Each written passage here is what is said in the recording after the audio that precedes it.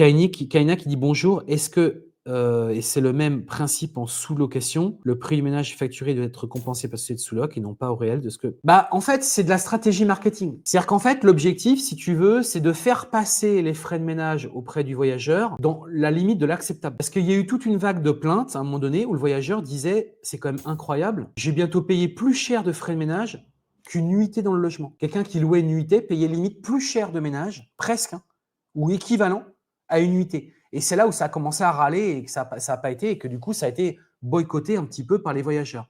Donc, l'idée, c'est de se dire, imaginons, tu as un beau T3, tu en as pour 60 balles de ménage avec le linge.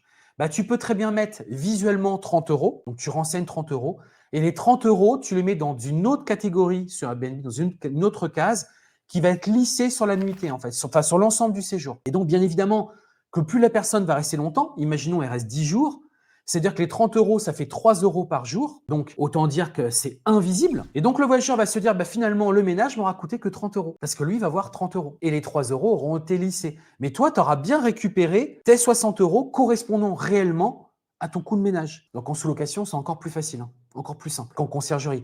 Parce qu'en conciergerie, il y a la communication avec le propriétaire.